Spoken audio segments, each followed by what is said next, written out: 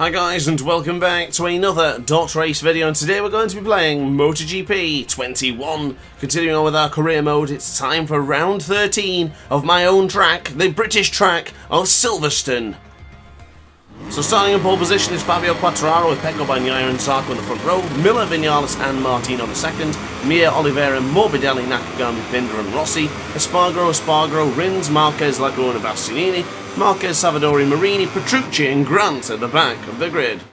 So for the first time ever we're starting with the back of the grid, waiting for the red lights to go, and away they go. We're using a hard front and a medium rear, a bit of a combination change for you, a bit of a gamble once again because you're starting from the back place of the grid. We've got to try and do something because otherwise it's going to be an abysmal Grand Prix for us, but bringing on the power with power setting 3, let's just see how many positions we can take up and just try and work our way through this absolute barrage of riders, this absolute murder of crows, if you will. We go on the left-hand side for Beckett's for turn 4, going on to the right-hand side now for turn 5, coming up at the inside, not quite. Left-hand side for the Chapel, we're getting close to the rear of Marc Marquez, who's gone backwards in this session. There's a little bit of contact was made with Luca Marini. Look at the power of the Aprilia though in power setting 3 with slipstream enabled, bumping into the rear of Enea Bastianini, going hard on the brakes for Stowe for turn 7, but nice tight apex gives us an opportunity of getting up on the inside of Alex Rins, and then once again a few KTMs are now up on the inside of Espargaro, and Espargaro as we go on the left hand side for Vale. Will Espargaro try and dive back? 12th position already. Can we get past Rossi? 11th position already. Brilliant stuff coming in from the man who's their second place in the World Championship, the 27-year-old from Warrington, with a wonderful start in front of the home GP fans right now.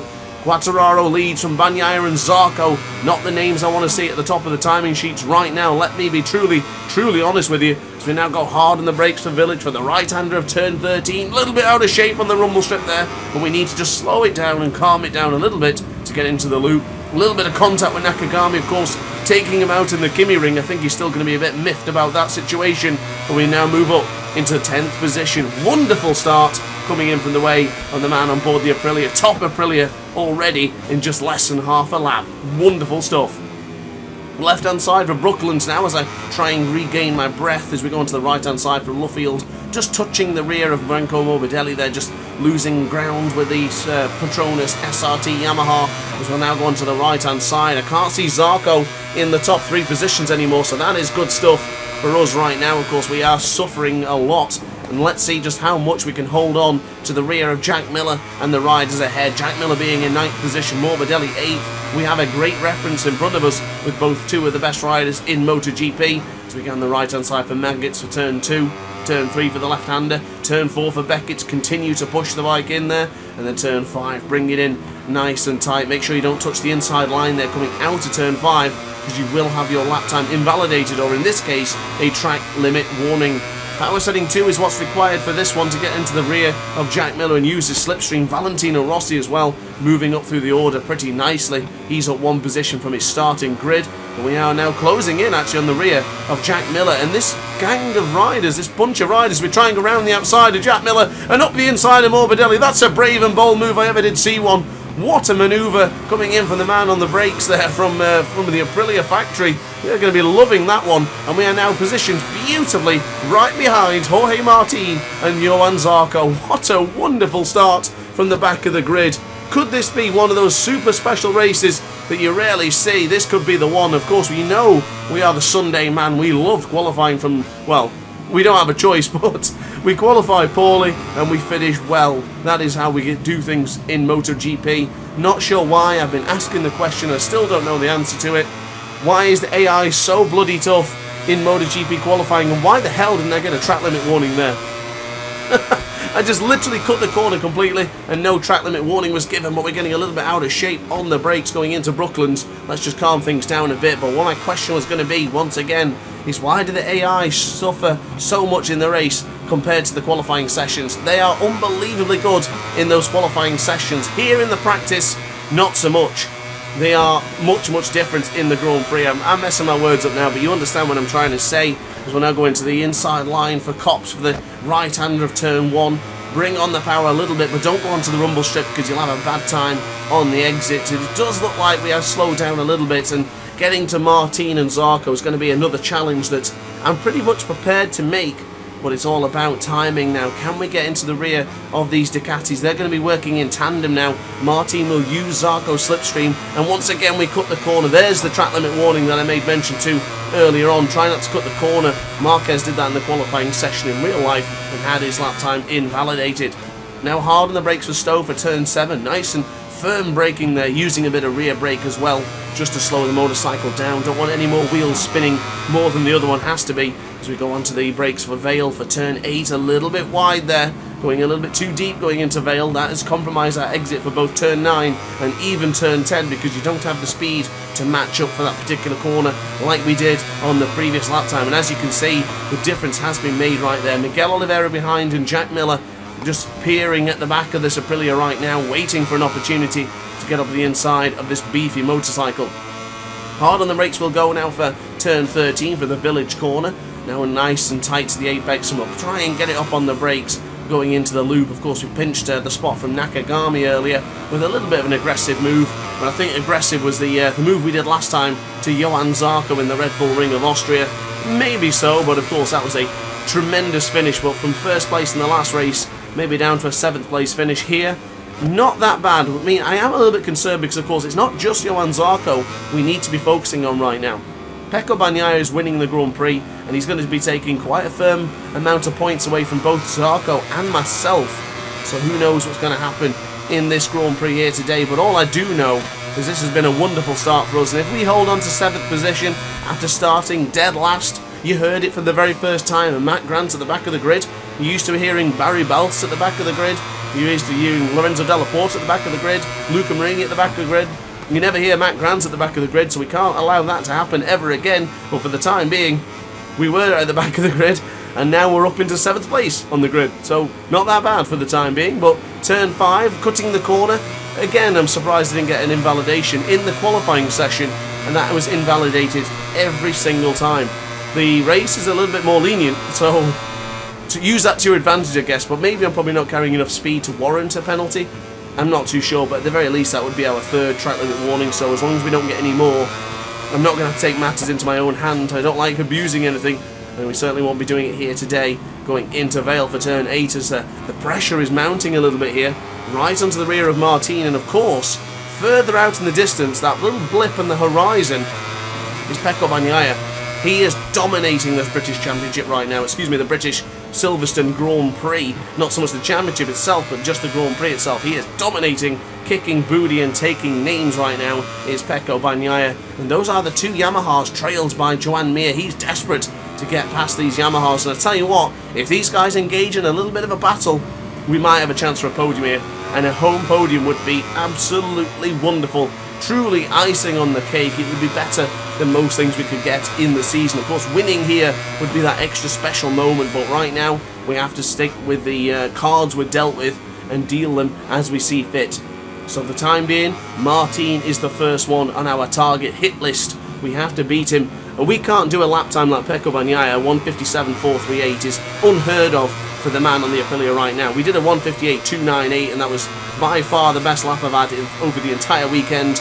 We are going to improve it to the 1:57.993. That is our first 1:57 over the weekend, and if only I could do it in the qualifying session. I'm just so bad at qualifying. I am the Joan Mir of the Dr. Ace YouTube content creations on YouTube. For some reason, I can't qualify well. I see other YouTubers qualify well, but for me, I can't seem to get the job done. We have come into our own in this race session, as once again we get super close to invalidating the lap there.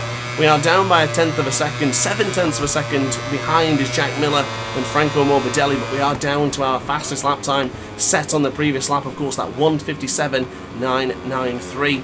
I'm giving it absolutely everything to try and chase down Martin and Zarco right now, but they look like they are matching my pace left, right and centre as we get very close to the rear of Jorge Martin. A bit of contact made there, bumping into the back of the Octo Pramac Ducati. My apologies to Jorge Martin, that was not my intention.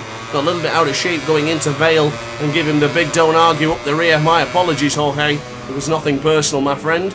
As we go into Abbey now, can we get up with the inside line for turn 12? Not quite.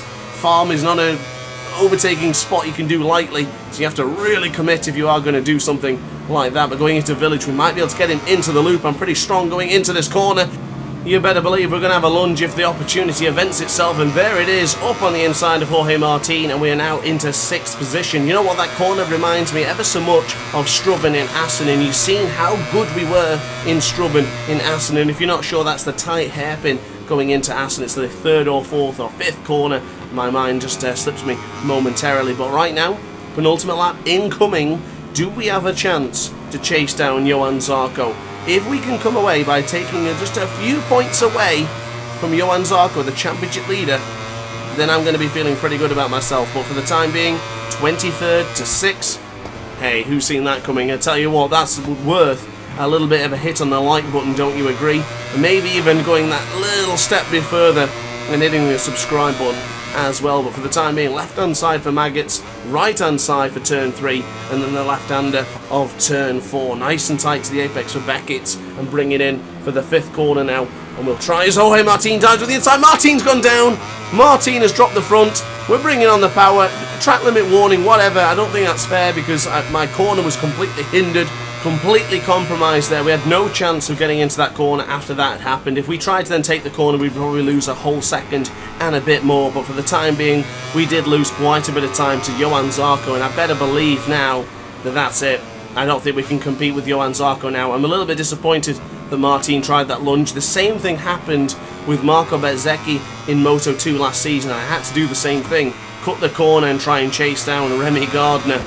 What an annoyance that is. That's really ruined the momentum of this one, because this was brewing up to be something rather thrilling towards the end of this Grand Prix, and unfortunately that will not be a thing because Jorge Martin has decided to end this one early. And end it not only for me but for himself, because of course we're still here in 6th position, but I do feel like it could have been so much more if we just been able to have a bit of clear track and chase down Johann Zarco. But honestly guys, I can't be too mad at that one. We're still going to finish in a very good position if Franco Morbidelli doesn't try and stop me going into the final lap in a moment's time. But that hard option front, the gamble has well and truly paid off. Maybe we should have been using the hard front for the qualifying session. It's the only tyre I didn't try, and it is really showing the difference right now. We've been able to brake so much more confidently going into corners such as Stowe and into the loop, but goodness me, what a tough Grand Prix this has been. Fighting with the best riders in the world, just desperately trying to get up through the inside as many as possible. Yeah, finally moving along nicely to get ourselves into 6th position. And I'll tell you what, this is not going to be too bad for the World Championship, is it?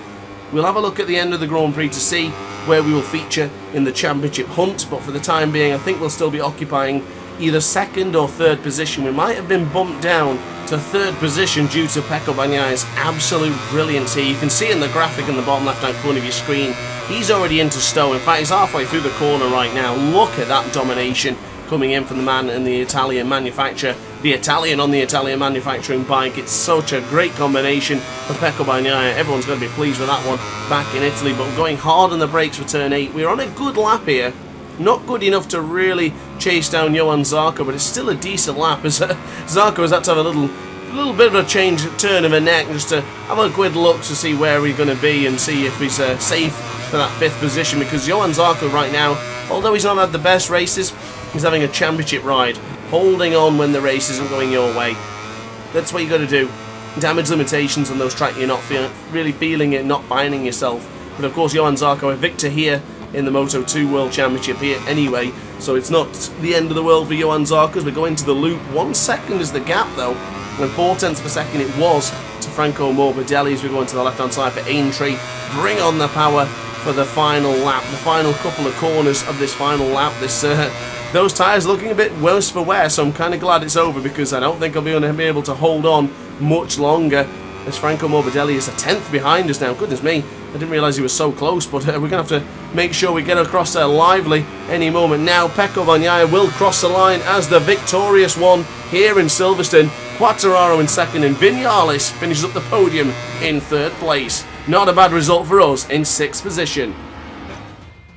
So the end of the Monster Energy British Grand Prix. Bagnaia wins with Quartararo and Vinales on the podium. Mir 4th, Zarco 5th, and Grant, one of the championship protagonists, in 6th position.